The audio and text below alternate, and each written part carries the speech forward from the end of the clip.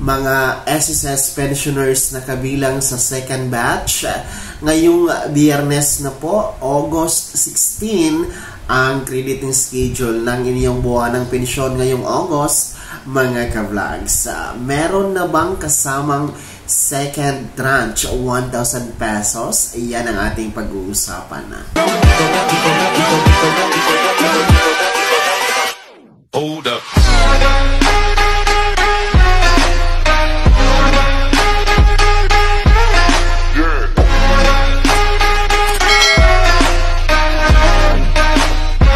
Hello mga ka-vlogs! Welcome dito sa aking YouTube channel. Magandang araw po sa lahat ng ating mga manonood. Saan po kayong dako sa mundo?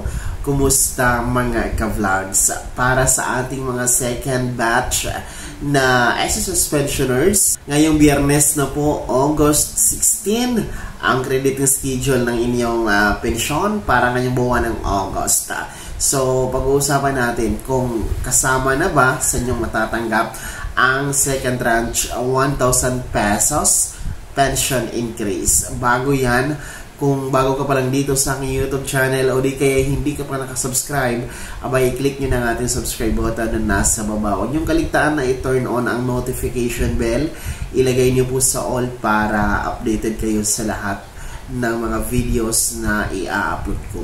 So, para po sa mga second batch na mga SSS pensioners na mayroong date of contingency na mula 16th to last day of the month, ang inyong pong crediting schedule or release po ng inyong pensyon ngayong August ay ngayong August 16 na po. Araw po yan ng Biyernes, mga ka-vlogs. Kung atin pong titingnan sa ating kalendaryo, ang August 16 ay isang regular day, mga ka-vlogs. Hindi po ito natapat sa holiday at hindi din po ito natapat sa weekend, Sabado or Linggo.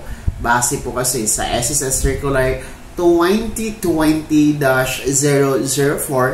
ay kung ang isang original date ng crediting schedule para sa SSS pension ay natapat sa holiday or di kaya sa weekend, ito po ay maa-advance po sa pinaka-last working day. So, since nga ang August 16 ay talaga namang regular day, araw ng Biyernes yan, so makikredit po, no? Mahuhulog sa inyong mga disbursement bank account ang inyong buwan ng pensyon kay SSS, no, for this month of August, mga ka-vlogs. Para po ito sa mga second batch pensioners lamang na mayroong date of contingency na 16 to last day of the month. Ang date of contingency po ay ito po yung araw ng kapanganakan. So kung ang birth month po ng SSS pensioner ay wala 16th to last day of the month, ay napabilang po siya sa second batch na every 16th day of the month po nakakatanggap or makakatanggap ng buwan ng pensyon kay SSS. Sa mga nagtatanong kung may pagbabago ba sa halaga na matatanggap, meron na ba ang second tranche na dagdag 1,000 piso na pension increase? Narito po atin pong babalikan ang explanation ng SSS President and CEO Rolando Ledesma Maksaita. Kailan po ibibigay yung 1,000 pang natitira na ibibigay para sa mga pensioner na seniors? Eto, makinig kayo ng mabuti. Kasi ako po ay hindi politiko, hindi ako bolero. Alam nyo po, ang SSS po ay may 3.5 million pensioners. 43 million miyembro, 3.5 million po pensioners. Klaro na sa inyo? Sa 1,000 po, ang gastos ng SSS, 3 million times 1,000 po. Magkano po? 38 billion. 3.5 billion po a month. Okay? Sa isang taon ho, kasi may bonus kami. So times 13, roughly po, ang 1,000 piso na binibigay ko po kasi pensioner din ako ay ang gastos, ang lumalabas na pera po ay 45 billion a year. Naintindihan nyo na po ang epekto? In 10 years po, 450 billion pesos ang lalabas. Naintindihan nyo na? Klaro na po sa inyo. Kaya po ang pagbibigay ng 1,000 ay kailangan masusing pag-aaral talaga. Ngayon, naintindihan nyo na po? Kasi po, hindi po ako madamot. Tanungin niyo po sa kanila. Ako yata po ang pinakagastador na presidente ng SSS. Pero po, binabalanse ko the financial viability. Ibig sabihin, ang safety po ng SSS. Para po ang mga bata tulad ninyo, tulad nila po, ay may pera pa ho. Kasi po, kung in 10 years gagasta ako ng 450 billion, sir, hindi naman po maliit ang 400. Sana po, naintindihan nyo na ngayon, yung 1,000, kasi ang dating po, maliit. Pinagkakait ko pa yung 1,000. Ngayon, alam nyo na kung paano po ang ibig sabihin ng 1,000. Babalansin ko yun. Kaya ho, hanggang ngayon ho, kahit anong pag-aaral, sabi ko, pipilitin namin, pero ho, I have to talk to the president, paano to? Parang malaki masyado po yung amount. Ayoko naman po kung ano mangyari sa SSS.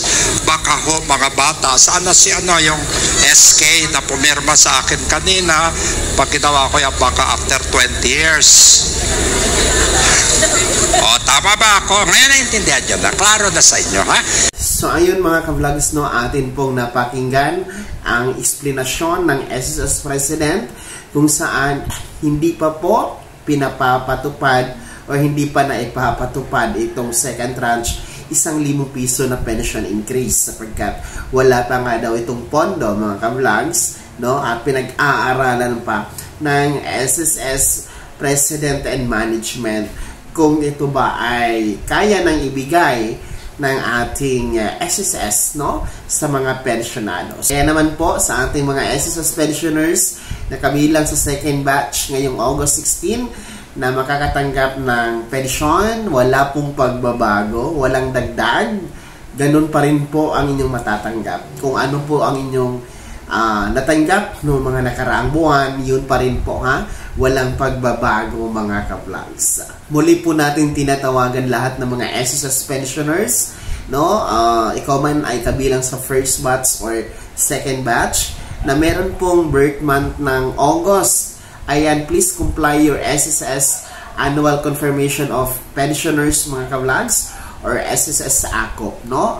Kung kayo po ay may birthday ng August 1 hanggang August 31, abay i-comply nyo na po ang inyong SSS AKOP bago matapos ang buwan na ito para tuloy-tuloy ang pagtanggap ng buwan ng pensyon kay SSS at hindi po maputol, no, ang inyong buwan ng pensyon mga ka-vlogs. Baka magtaka kasi kayo na sa next month, September, ay wala na kayong natanggap, no, sapagkat kung hindi kayo magpa-AKOP, temporary po talaga pinuputol ni SSS ang inyong pensyon hanggat hindi nyo po ito i-comply ang AKOP mga ka-vlogs. Kaya nararapat po talaga para sa mga merong birth month ng August, please comply your SSS AKOP. Para naman po sa mga hindi pa nakakaalam dito sa SSS AKOP, ito po ay kino-comply po, no? Kino-comply ng mga SSS pensioners every birth month. Maging ikaw man ay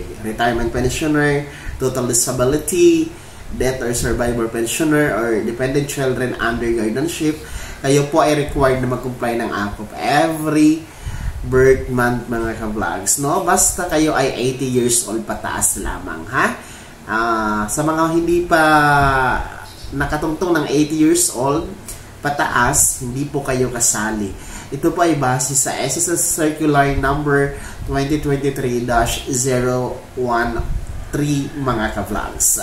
Again po, para sa mga SSS pensioners na kabilang sa second batch na merong date of contingency na 16 to last day of the month, ngayong Biyernes na po, August 16, 2024, ang crediting schedule or pagtanggap ng inyong buwan ng pensyon kay SSS. Bago ako matapos sa video na to, kung gusto niyo pong sumuporta sa aking YouTube channel, maaari niyo pong i-click ang ating super text button na nasa baba.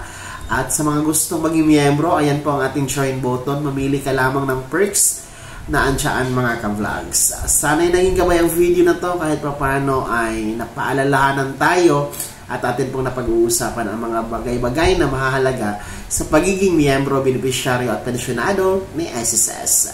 Kung hindi ka pa nakasubscribe dito sa aking YouTube channel, maaari nyo nang i-click ang ating subscribe button na nasa baba. Huwag nyo kalimutan na pindutin ang ating notification bell. Ilagay nyo po sa all para updated kayo sa lahat ng mga videos na i-upload ko. Maaari nyo din i-like ang video na to at kung meron ka pang mga katanungan, maaari nyo i-komento sa comment section na nasa baba. At paki-follow na din po ang aking official Facebook page na nasa screen nyo.